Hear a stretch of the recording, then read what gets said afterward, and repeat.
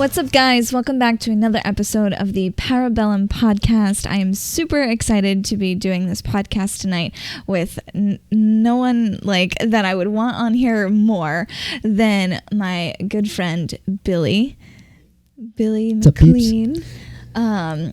When I started thinking about doing a podcast, I was thinking about all of the people that I would want on and want to, chit chat with on, and you were like on top of my list. Thanks. So I appreciate you, and I appreciate you being here and doing it with me tonight. Most welcome. Anything for you guys.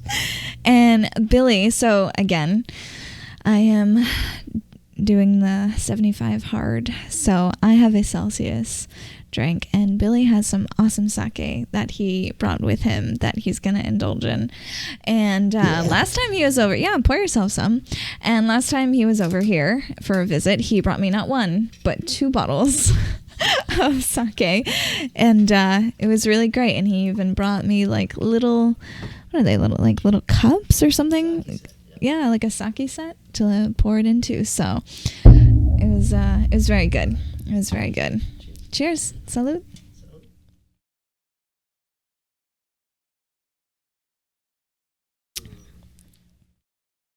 This is good, yeah. Good. So Billy is a very good friend of mine. For those of you that don't know or haven't already met him, for those of you that are just listening and not watching, Billy is, for one, my tattoo twin. We'll get into that in a minute. And 2, he has like the most badass beard and mustache that most men, I feel, are very envious of at him. He's had that beard as long as I've known you. Yeah, I've had it for a while. How long did it take you to kind of get there? This is just, extended growth, but like decent growing beard, like a year. A year? Yeah. Wow, and that's impressive. And then you just don't cut it. Like you trim it, you got to let it grow. Yeah. But 6 months decent, Yeah. Impressive, I feel. Or I feel like, I don't know, most men are like envious of that. I've been told I've got a good beard. I've been told I got a good beard. So not only is his beard fucking awesome, but we are also tattoo twins. People for some reason think, which I can see why, but some people think that Billy and I literally have the exact same full sleeve on our arms. We don't have the same thing. We have things that are similar because we both get tattooed by my best friend and by an amazing girl, Jenny James. And we love her. I love her so much. She was actually just here not long ago, and we had an awesome visit together. And Jen, if you're listening to this, I love you. And I got your note on my chalkboard. Thanks, sis. And I still have to clean the dead thing that you brought me, so I haven't done that yet. So I still have to do that. But she is a phenomenal, like, out of this world tattoo artist, and she tattooed both Billy and I, not at the same time, at different points in our lives, but she has a very specific style to her, and it just kind of looks the same. Yeah, so she's a great artist in many mediums. Yes. And mind-blowing that she can vacillate between all the mediums, and it's just amazing. Yeah, and her talent is like something of and she's badass. Oh yeah, she's wicked badass. That's why we're like sisters. I met her and I was just like, we are gonna be friends forever. Yeah. We were actually, before this, we were just talking about Salem. Ooh. Because is where you live kind of near there or not really? Yeah, it's walking distance. I live just north of Salem in Beverly, and I love Beverly. Beverly has gone through a lot of changes, and I'd say last 10 years just for the better. The restaurants are fantastic. Yeah. We have 4 breweries, 3 of them are within a block radius. My favorite pub, the Lucky Dog. Oh my goodness. It's just everybody knows everybody in Beverly, and it's really tight community and stuff, and it's all good. Billy is also, from what I hear, a great dart player at the Lucky Dog. Is that correct? I throw sharp things at walls. Things at walls, yes. But very accurately. Yeah, we try. But Salem is, it's touristy. Yeah, it's this, it's all that. But it's there's some parts that are very, very beautiful. Half of Salem burned down, like some 100 years ago, the Putnam Mills or whatever, just devastated. So what's left, like Federal Street, a lot of it's owned by the PV Essex Museum. Okay. And they maintain it, and there's, but there are a few streets just beautiful and stuff. But there's a few restaurants there that are just fantastic, and breweries, and it's nice. It's great in the summer, awesome in the fall. Yeah. It's like I live next door, and it's like I'd never go to the Halloween thing there. Right. But I went. I'm like, all right, that's kind of cool. They have the witches ball, they have zombie parties and all that stuff. So I've been to Salem a lot. Like I enjoy going, but I've even noticed, and I don't even live there, I just like go to visit, but I've even noticed like it's kind of the vibe and just the feel of it has just kind of like almost dwindled a little. And I hate to say that, but there are a lot of things that like I've wanted to go do and say, and like we were just talking about this, and I was like, no, save it for the podcast because I want to talk about it. You were saying like the Salem Witch Museum and like the witch house and like all of these things that I always see people post about, and I'm like, damn, I really want to do that. But every time I go to do it, it's just like, I don't know. I don't know if this is good. Like I want someone to do it with who has like the same interest in it. Yeah, some of the things are pretty good. They have like the walking tours and stuff, and that's pretty knowledgeable. And depending on who you get as your tour guide, it could really enhance the experience. I'd recommend that because Salem is just much more than Halloween and stuff. A lot of history, and then there's like a secret tunnel tour or something like that. There's a restaurant that used to be a bank, and there used to be a tunnel from, instead of taking the money. Right from whatever business, through the street, they would go up, and from what I understand, I don't know. Check that out. I haven't gone on that. No, don't worry, we won't quote you. Yeah, no, it's I don't know about the tunnels. End quote, Billy. From what I'm told. But no, I mean Salem's cool. All the North Shore is great. Just go up the coast. It's fantastic. Yeah. Newburyport. Right. Portsmouth, Portland, all the ports. All the ports. Can't go wrong. Yeah. I've always appreciated Salem, and I really enjoy it, and I enjoy going. Like I said, I've always had an urge to go into all of those like touristy fucking things, but have fun, be a tourist. Have fun. I don't want to fall into the, oh my God, you go to Salem just for like the witch stuff. Yeah, I live here and I'm pissed about it. Yeah, like people just so move. Yeah. So move. So I kind of want to just, if it's all right with you, I kind of want to talk about you and like about you. Oh God. I kind of want to talk about you and like your endeavors and things like that.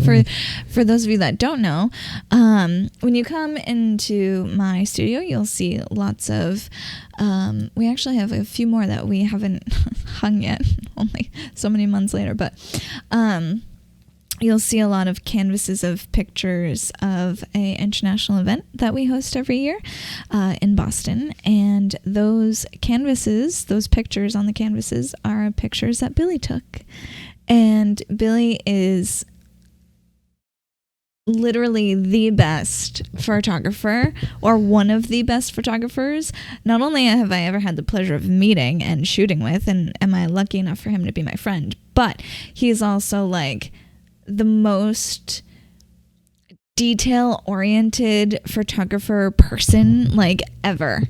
And I like, not that I've shot with a lot of people, but I've shot with like some pretty, up there people, and I've never seen anyone take as much time into detail and to light and to, the the editing that comes after the shots are, you know, taken. And so he's Thank you. yeah, of course. He was in retirement, kind of still is for Yeah, kind of photography. backed off. Just, you know. So he's not for hire. So, no, it was always a creative outlet, not never a business plan that was ever put in place. And it was just more of a hobbyist type of thing. Yeah. How did you kind of start? Like, let's talk about that. Like, how did you kind of start into photography? So I've always been, you know, somewhat creative, you know, whether visual arts or, you know, performance arts. And at the time I was in a band with good friend of mine, Jeff Lubis. Like, I've known him since like 6th grade, and we've gone back, you know, before that. I guess, if that makes any sense. And our last version of the band was like, you know, I thought it was awesome. We were ready to play out. We just couldn't get any singers. I said, I just kind of got fed up, and I'm like, I'm done. And right before that, I started a photography class that was at Northern Essex Community College, which was in the town that I was living in. And I'm like, all right, it's right down the street. And I'm like, all right, I'm hooked. So, you know, I've always been like, so photography, so I'm a little older, slightly, maybe. So, like, the supermodel era was like, I was around when that broke. Right. And all the imagery from all the top photography, like Peter Lindbergh, who's like my hero, Ellen von Unwerth a little later, and, you know, Alla Gordon, Penn, Irving Penn's amazing, you know, and on and on and on and on. So they, you know, girlfriend at the time would bring on Cosmo, and then it's like, okay, this is great, you know, a Vogue or whatever, and it's just like, all right, you know. So it always had stuck with me, and then the course finished, and it was basically an exercise, you know, do this at this point in the day, and all, you know, just to get the mechanics of photography out and stuff. So that finished, and it was done. I'm like, well, what do I do now? So I found this place up in Manchester, New Hampshire called Sofa, and I kind of set camp up there for like 10 years, and, you know, kind of took their classes and learned a whole different set of skills and stuff. And I had the pleasure of going there and shooting with you there. And it was really cool. It was such a really cool experience. That place was phenomenal. That place was so cool. Yeah. And then you just kind of took it from there. Yeah, and so the stuff that I had seen, you know, back in the 80s, early 90s, always stuck in my head. And then what I was taught, I pretty much said, you know, the mechanics in the technique and the science behind photography, that still, you know, holds true. So you know, that's what I was taught. Right. But I had to like change everything to apply it differently to get what was in my head. And once I started doing that, it was like a breeze. It's like, okay, this is my. It all makes sense now. Yeah, this is my jam. Yeah. And like, you know, so I could see the light without it lit. So I could see light that wasn't there, and I could see shadows that weren't there, and I knew how this was going to come out just by lighting it a certain way. So, and once I started on that path, I was like, okay, this is good.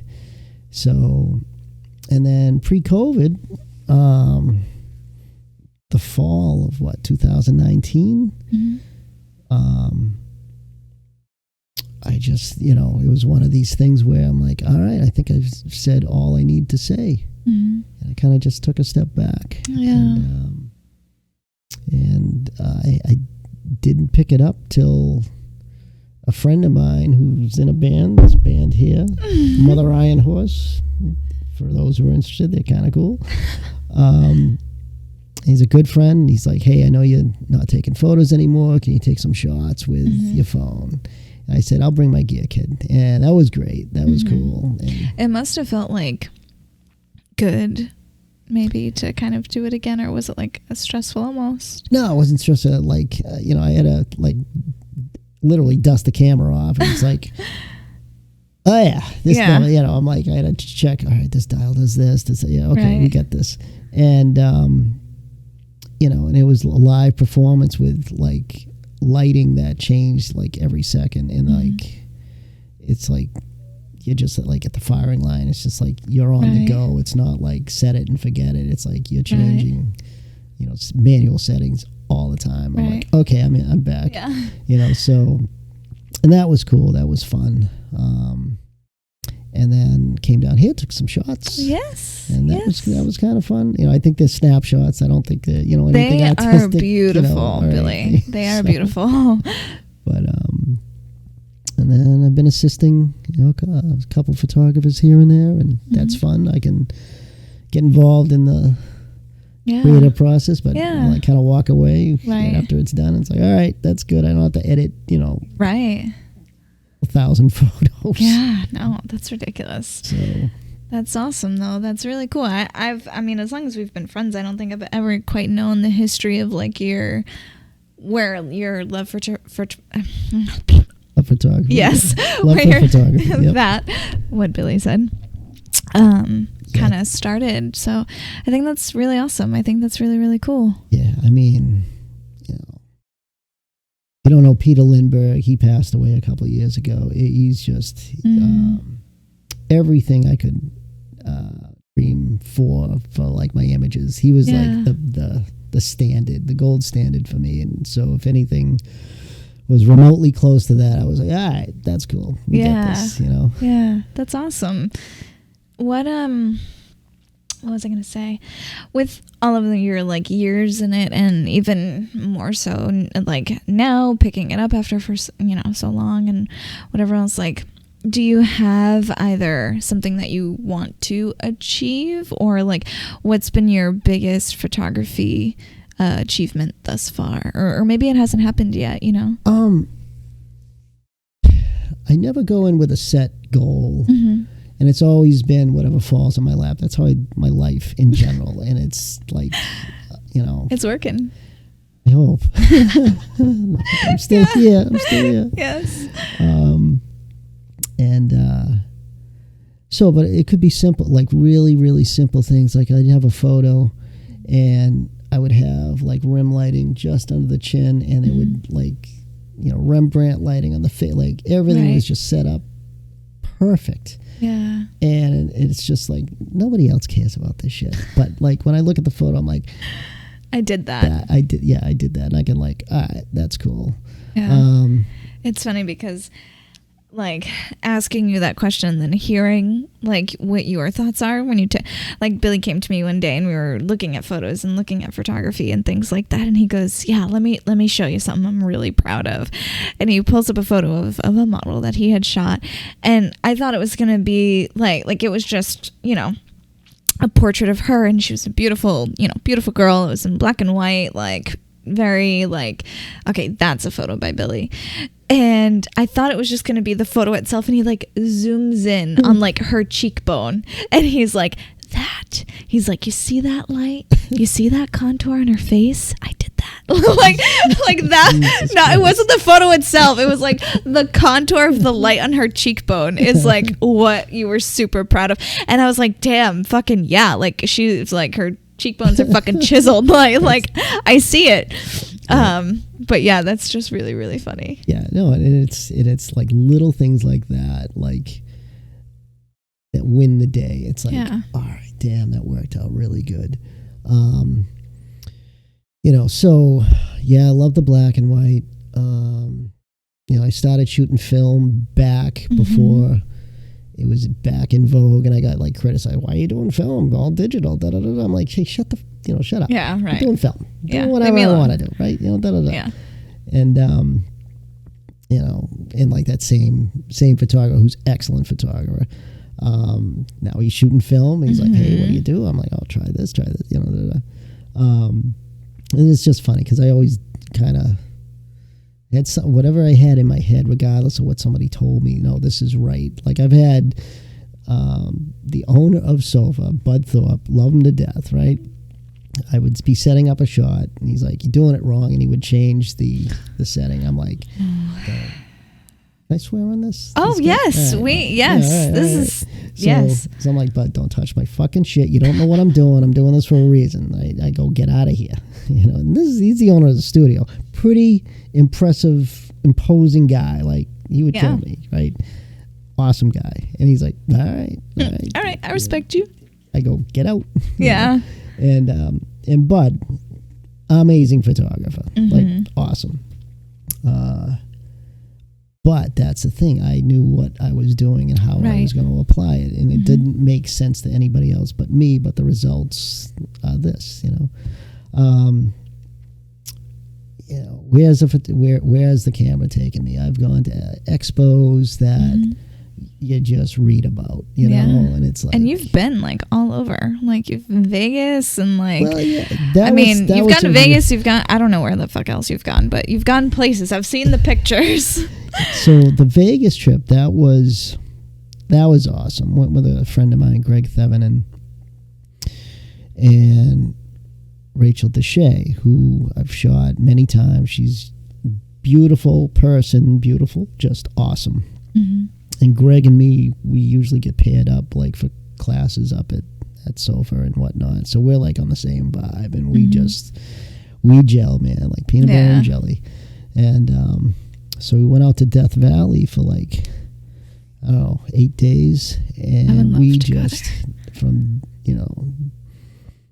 dawn to dusk, we just shot, and That's so awesome. I'm like very, very jealous of that one because I've always wanted to go to Las Vegas too. I've always wanted to go to like the desert, Death Valley, kind of see that. I got like a little bit of a taste of the desert when I went to Colorado to visit Jen. And I've seen like, just do it. Yeah. Just do it. Yeah. Death Valley itself, you got Badwater Basin, you got, the dunes, you got, just there's like another place where there's just an oasis in it. There's the Artist Palette. There's just, and then we spent a day out Valley of Fire, which is just another amazing locale and stuff. And, there's some shots that look like album covers, just, there's just, awesome. it's, yeah. Have you ever shot for like a project or something that has been like album cover or like printed in magazines or covers or like shot for a band, Caspian, and they're kind of awesome. They're world travelers. I know them because the lead guitar main guy, he's my dart partner, and like, so before I even knew he was in a band, of course he is, and I just knew him as Phil, and Phil Jameson, awesome guy, and like, hey, he asked me, hey, can you take a shot of my band? And like, yeah, sure. So they did something at the Museum of Science, the what the heck's the globe thing there, where the planetarium type of thing, and so they had like whatever they had. I know what you're talking to about. their music. Yes. They had it up at the Museum of Science Planetarium, and so my photos were used for that. Oh, that's awesome. I don't think the production company liked anything else I did, but that's okay. The band somewhat liked it, but I'm like, whatever, So that was cool. I mean, I've done shows, just various friends. I shot at this place in New York, Irving Plaza. I was in the pit with like professional photographers. This is like years ago. I'm like, oh, this is awesome. And people I've met in the pit, I'm still friends with today. Yeah. And that's the other thing.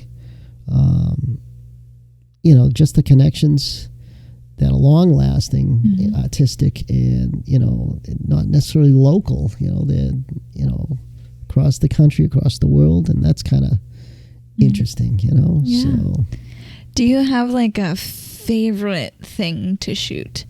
Or is it just shooting in general? Or like, is it like, oh, I love everything, but I really love portraits, or I really love concerts, or, you know. I would definitely say portraits when they come out. And there was a time where I was just doing film and just kind of messing with the exposure. Post, I'd push film, if you know anything about that. But, and it would give a different characteristic. I'm like, yeah, this is exactly what I'm going for. Right. And it would happen, so I would fail less as I kept getting it. I'm like, all right, this is kind of cool. And then so fine art nudes, I was always big into that, and I think that's an area of photography that is a great genre, I guess, so there's like fashion or portraits, right, but like fine art nudes is everything about lighting, everything about shape, everything about form, everything, whether it's abstract or, and from what I've seen, like especially being a girl, right? Because I feel like it's mostly women who, kind of do that sort of thing for the most part.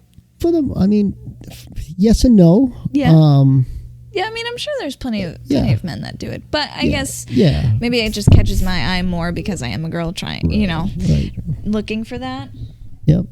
I've never seen such beautiful, tasteful, very well done photos like yours. Thank you. You're very welcome. I know that, nudity in photography and, being naked and things like that can be sort of like you're either like, ew, oh my God, how could she ever take a photo like that? And I've gotten that from family members. Oh, or just like, oh my God, I think that's really awesome.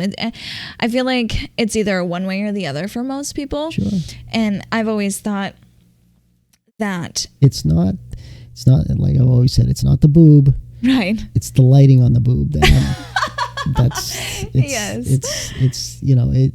and to be honest, once you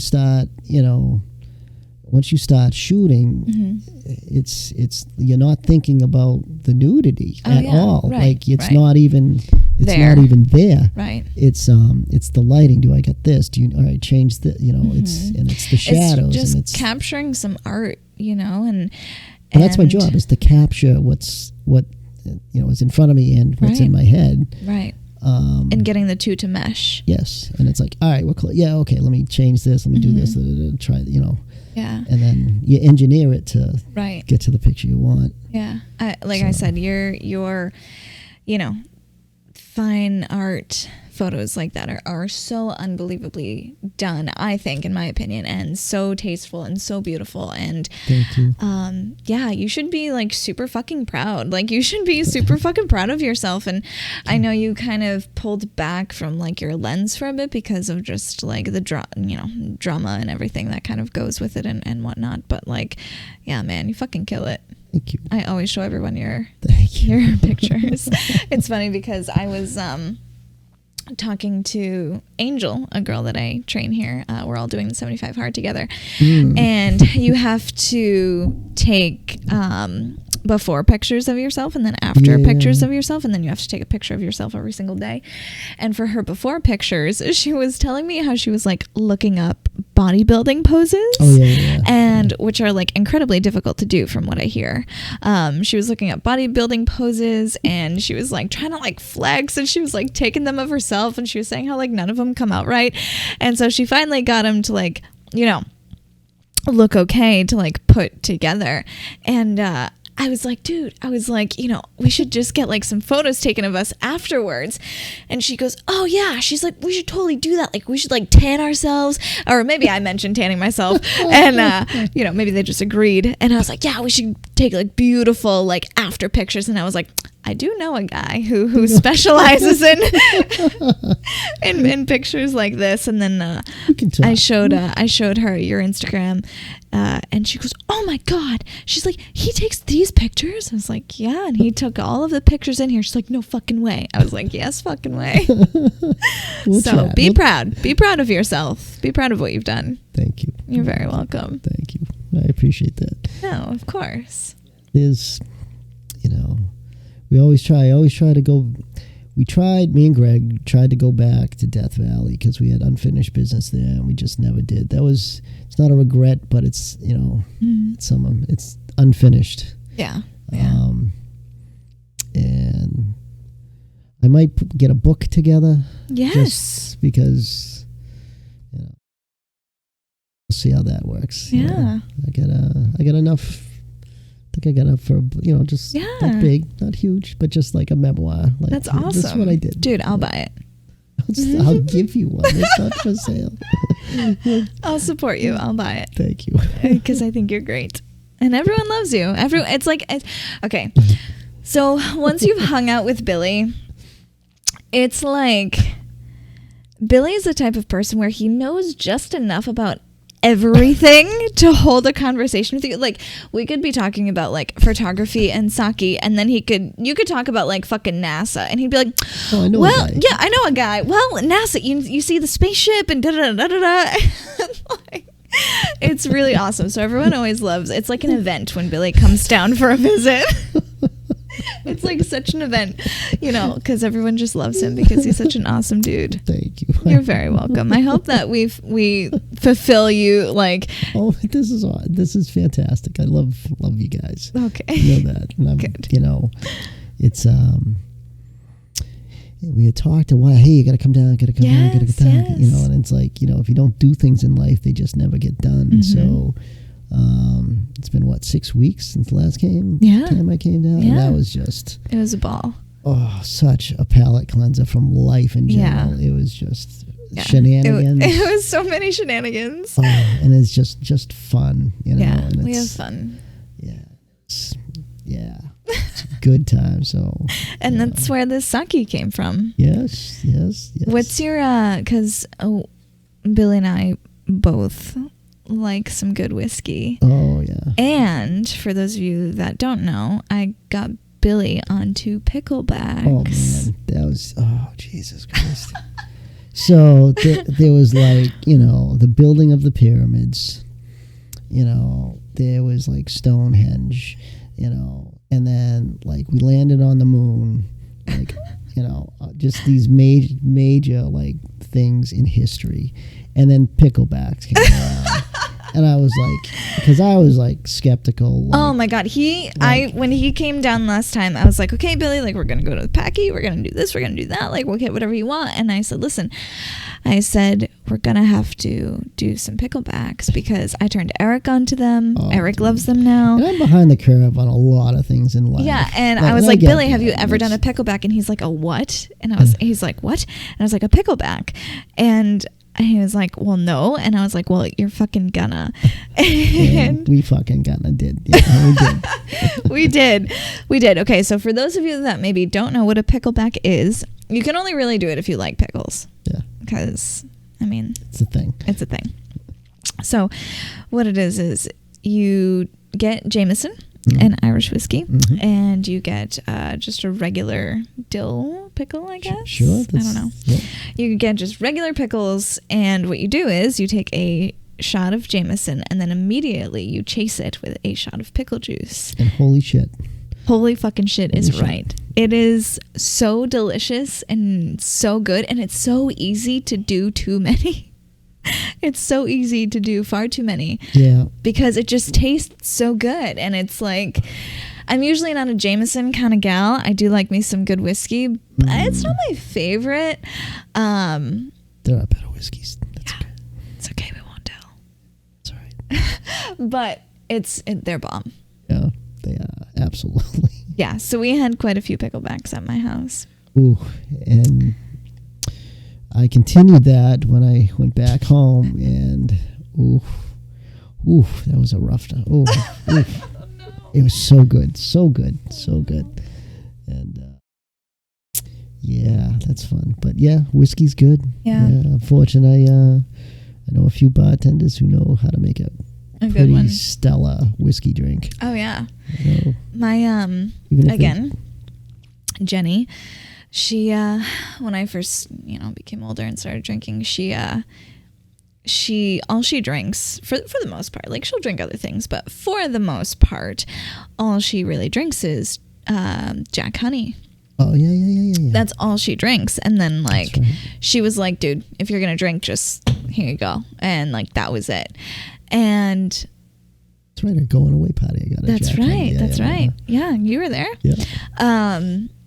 And she totally turned me on to Jack Honey, and I really can't drink anything. I mean, I can, but that's really all that It's like comfort food. Yeah, man, it's so Like fucking mac good. and cheese. But I'm kind of a psychopath because I only drink it neat. Nothing wrong with neat whiskey. Yeah, It's people think that I'm okay. So Eric and I, when we've drank whiskey before, he likes his with ice, and then I was like, no, man, I think one of the first times Eric and I drank together, I was like, no, man, I just fucking poured it, I'll drink it out of the bottle, like It's in a glass. Yeah, see, it's already in a glass. And he was like, are you kidding me? And I was like, why? You don't like your whiskey warm? Like, you don't like it straight out of the bottle? Like, and he's like, no, you gotta put fucking ice in it and whatever. And I was like, just try.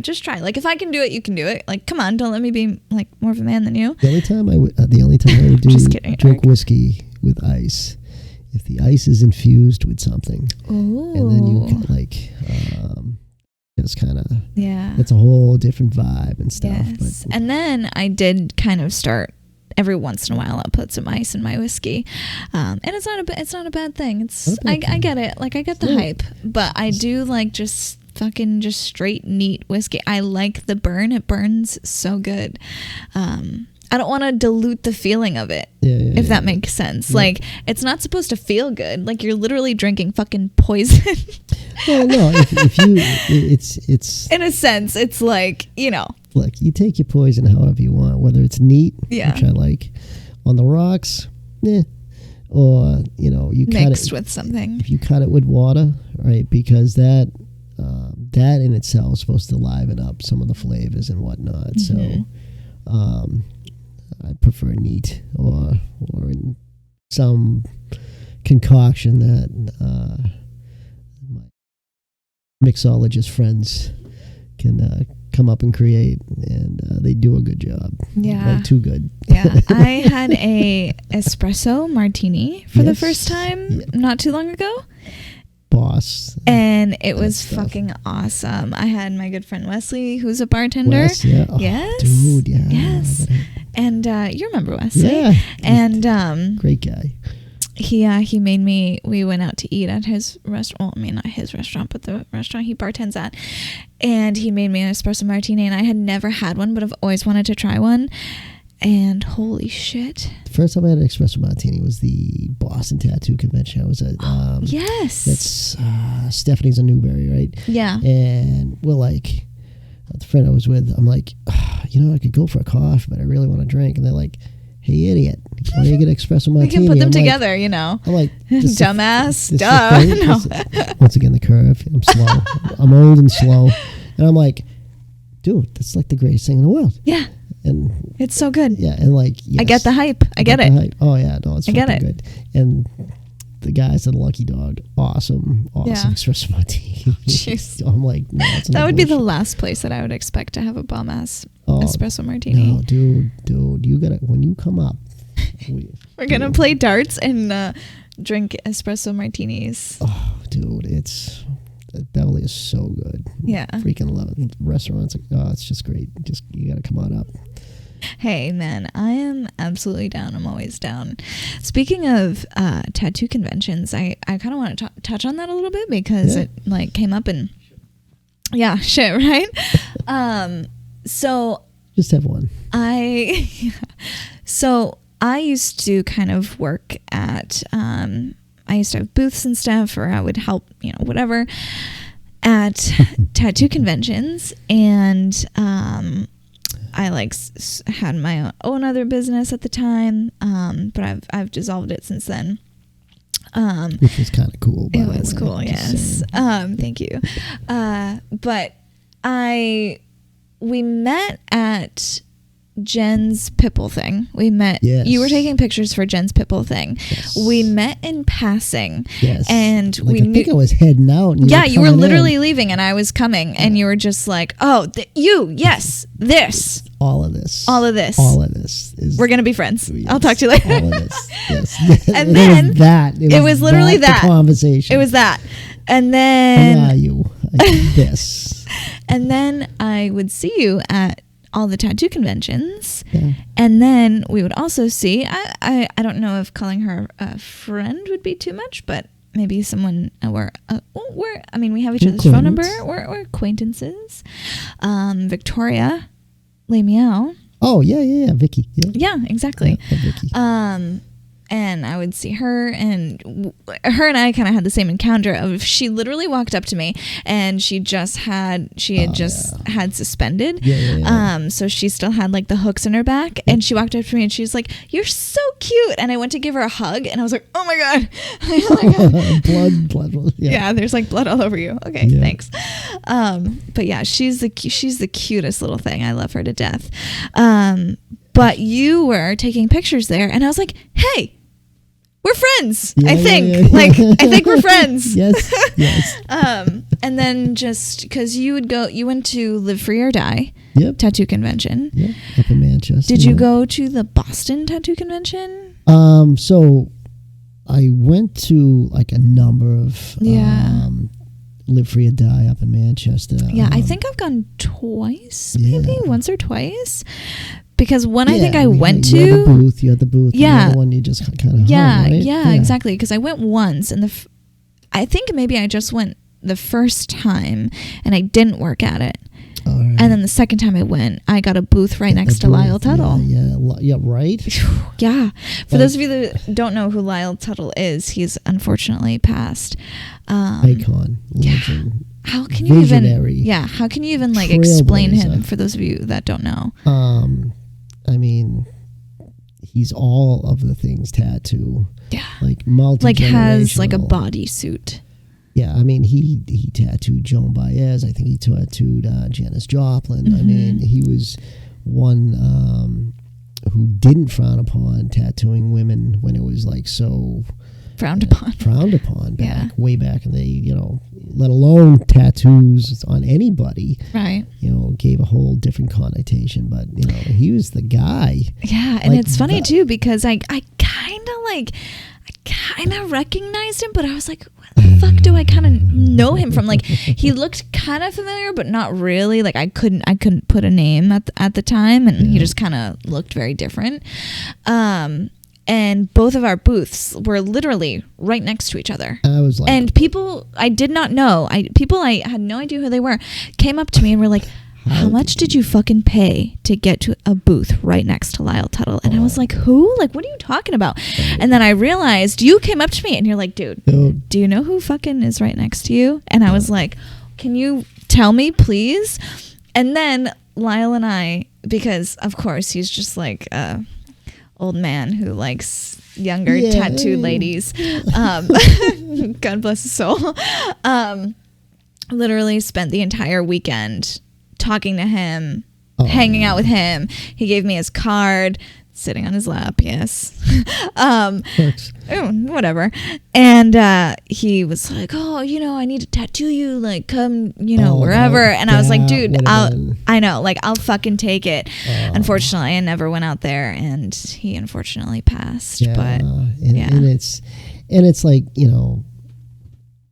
I don't follow, like, I have tattoos from Jenny, which I absolutely love, and it's like it feels like it's a part of me. It should have been there, and it's like it's there.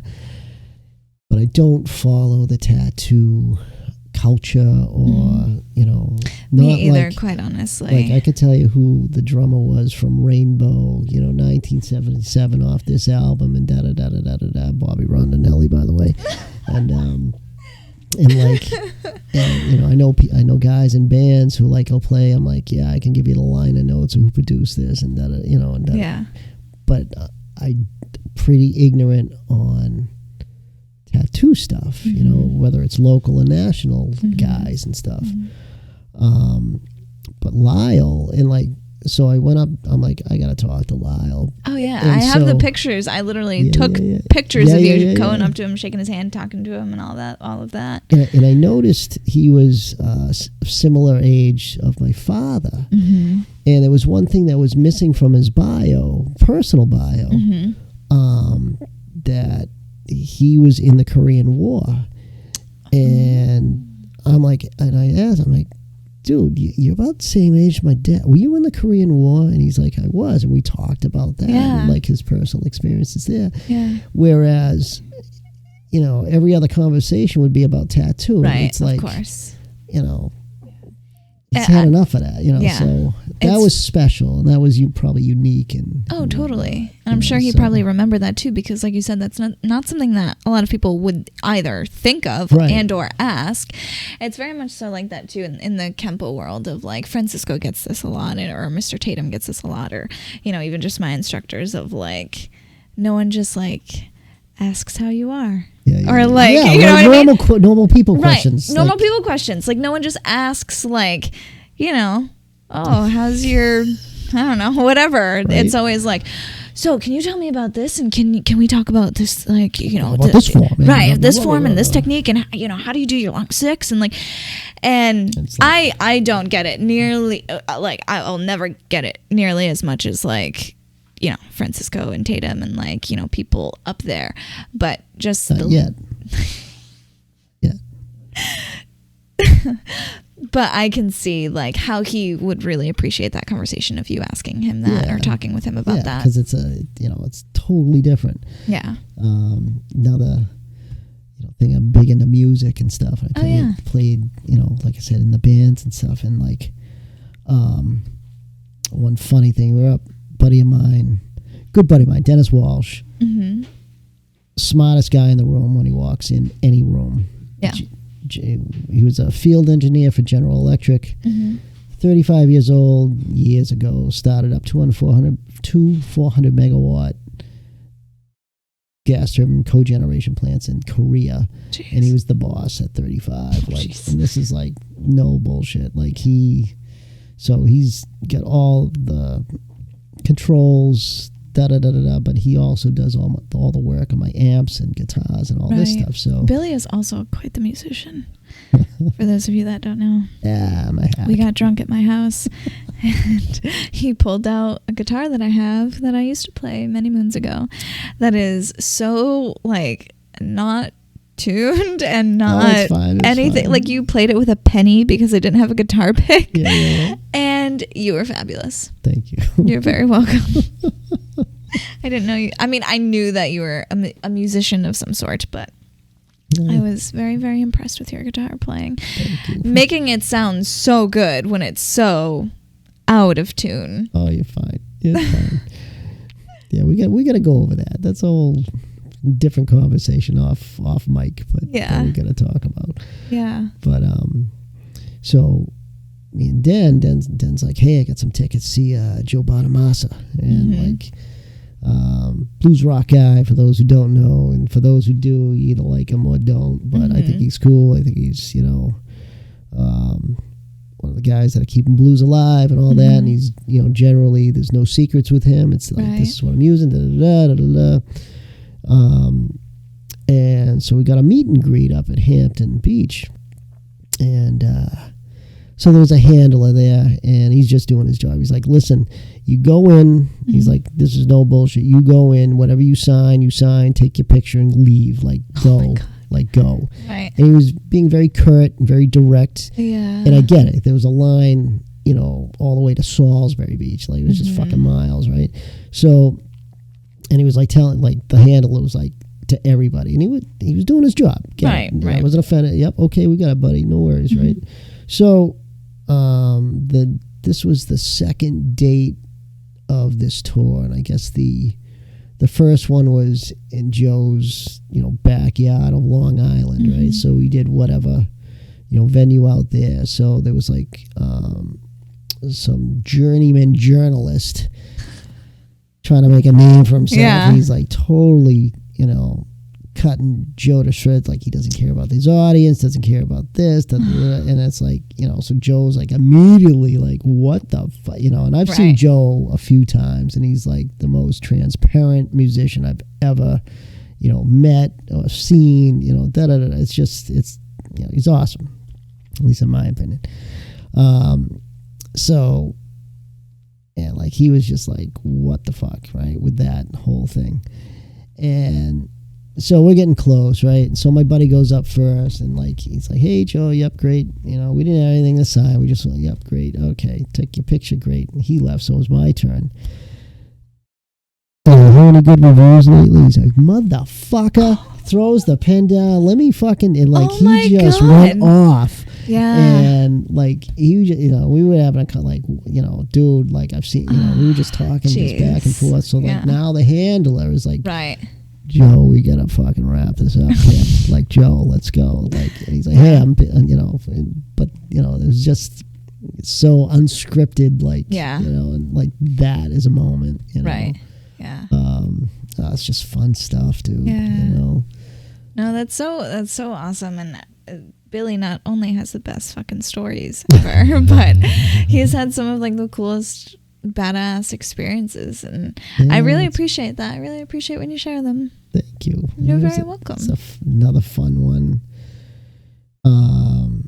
Couple guys from the studio. The photography studio. Yeah, it's Sofa. So long story short, there was friends of the studio who were models, or one model. She went out to LA. She went into the adult entertainment business. So they had a convention down in New Jersey. It's called Exotica. And it's essentially, a trade show. Right. It's not crazy. It's just they're peddling their wares and, all that stuff. So it's, the normal people, right? So we were staying in a hotel, and they were staying at the main one where the event was held and all that stuff. So we're going to do, Dave Dawson, Dastardly Dave, awesome guy. Yeah. Rest in peace. Yeah. He was setting up the lights in the hotel. We went to get the girls and this and that. And so this was during the hurricane. Oh, what was the hurricane that like wiped New Jersey out?